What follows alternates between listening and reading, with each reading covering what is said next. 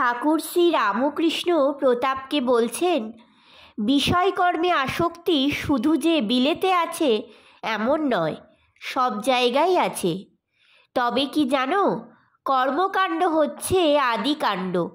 সত্যগুণ, ভক্তি, বিবেক, বৈরাগ্য, দয়া এইসব না হলে ঈশ্বরকে পাওয়া যায় না। রজগুণে কাজের আড়ম্বর হয়, তাই রজগুণ থেকে তমগুণ এসে পড়ে। বেশি কাজে জড়ালেই ঈশ্বরকে ভুলিয়ে দেয়, আর কামিনী কাঞ্চনে আসক্তি বাড়ে। তবে কর্ম একেবারেই ত্যাগ করবার জো নাই। তোমার প্রকৃতিতে তোমায় কর্ম করাবে, তা তুমি ইচ্ছেই করো আর নাই করো। তাই বলেছে, অনাসক্ত হয়ে কর্ম করো, অনাসক্ত হয়ে কর্ম করো। কি না, কর্মের ফল আকাঙ্ক্ষা করবে না। যেমন পূজা, জপ, তপ করছো, কিন্তু লোকমান্য হবার জন্য নয়, কিংবা পূর্ণ করবার জন্য নয়। এইরূপ অনাসক্ত হয়ে কর্ম করার নামই কর্মযোগ। ভারী কঠিন।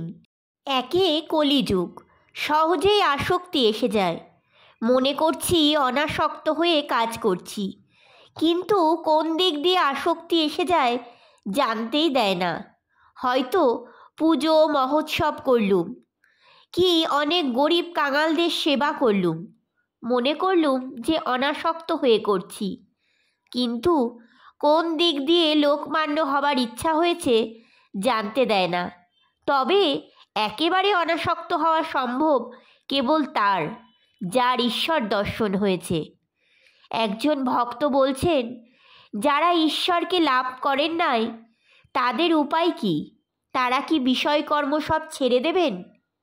ঠাকুর শ্রী রামকৃষ্ণ বলছেন, কলিতে ভক্তিযোগ, নারদীয় ভক্তি, ঈশ্বরের নাম, গুণ, গান করা ও ব্যাকুল হয়ে প্রার্থনা করা, হে ঈশ্বর, আমায় জ্ঞান দাও, ভক্তি দাও, আমায় দেখা দাও।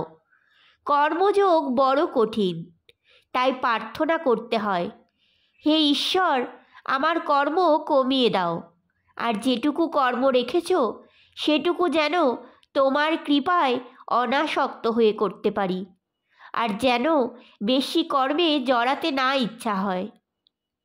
কর্ম ছাড়বার জো নাই। আমি চিন্তা করছি, আমি ধ্যান করছি, এও কর্ম। ভক্তি লাভ করলে বিষয় কর্ম আপনা আপনিই কমে যায়, আর ভালো লাগে না। ওলা মিছরির পানা পেলে চিটে গুড়ের পানাকে কে খেতে চায়? একজন ভক্ত বলছেন, বিলেতের লোকেরা কেবল কর্ম করো কর্ম করো করে, কর্ম তবে জীবনের উদ্দেশ্য নয়। শ্রী রামকৃষ্ণ বলছেন, জীবনের উদ্দেশ্য ঈশ্বর লাভ, কর্ম তো আদিকাণ্ড, জীবনের উদ্দেশ্য হতে পারে না। তবে নিষ্কাম কর্ম একটা উপায়, উদ্দেশ্য নয়। শম্ভু বললে, এখন এই আশীর্বাদ করুন যে যা টাকা আছে সেগুলি সদয়ে যায় হাসপাতাল, ডিসপেন্সারি করা, রাস্তাঘাট করা, কুয়ো করা, এই সবে। আমি বললাম, এসব কর্ম অনাসক্ত হয়ে করতে পারলে ভালো, কিন্তু তা বড় কঠিন। আর যাই হোক, এটি যেন মনে থাকে যে তোমার মানব জন্মের উদ্দেশ্য ঈশ্বর লাভ, হাসপাতাল, ডিসপেন্সারি করা নয়। মনে করো ঈশ্বর তোমার সামনে এলেন, এসে বললেন তুমি বর লও। তাহলে তুমি কি বলবে? আমায় কতগুলো হাসপাতাল, ডিসপেন্সারি করে দাও?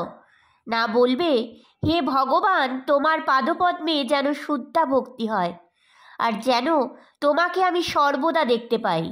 হাসপাতাল, ডিসপেন্সারি এসব অনিত্য বস্তু, ঈশ্বরই বস্তু, আর সব অবস্তু। তাকে লাভ হলে আবার বোধ হয় তিনিই কর্তা, আমরা অকর্তা। তবে কেন তাকে ছেড়ে নানা কাজ বাড়িয়ে মরি? তাকে লাভ হলে তার ইচ্ছায় অনেক হাসপাতাল, ডিসপেন্সারি হতে পারে। তাই বলছি, কর্ম আদিকাণ্ড, কর্ম জীবনের উদ্দেশ্য নয়। সাধন করে আরও এগিয়ে পড়ো, সাধন করতে করতে আরও এগিয়ে পড়লে শেষে জানতে পারবে যে ঈশ্বরই বস্তু আর সব অবস্তু। ঈশ্বর লাভই জীবনের উদ্দেশ্য।